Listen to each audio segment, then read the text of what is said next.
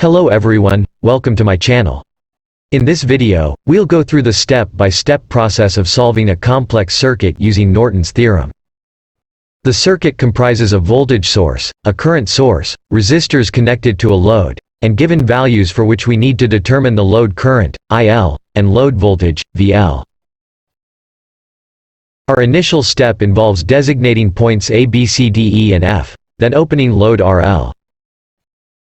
Following that, we open the current source and short the voltage source. Now, we can calculate the Norton equivalent resistance, Rn. Rn is now a simple series connected resistors, which is simply the sum of R1, R2, R3, and R4, calculated as 3 plus 5 plus 2 plus 4, giving us a total of 14 ohms.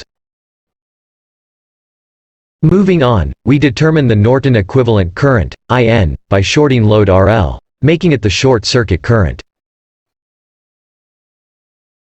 After this, apply Kirchhoff's voltage law, KVL, to loop ABCDEF.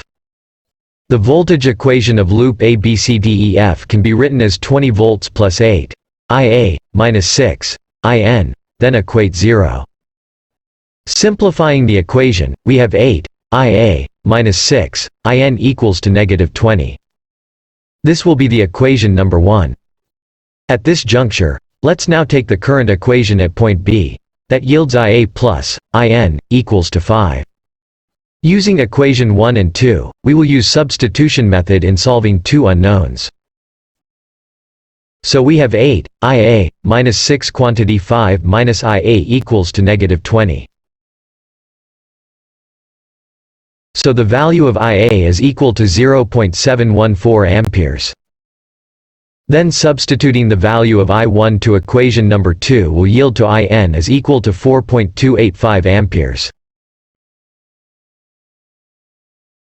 The circuit is then redrawn, making it easy to solve using the current divider formula. Consequently, IL is determined using the formula IL equals IN times Rn all over, Rn plus RL, resulting in IL being 2.5 amperes. For the load voltage VL, it is simply IL times RL, giving us VL equals 2.5 times 10 equals 25 volts. And that concludes our guide on solving complex circuits using Norton's theorem.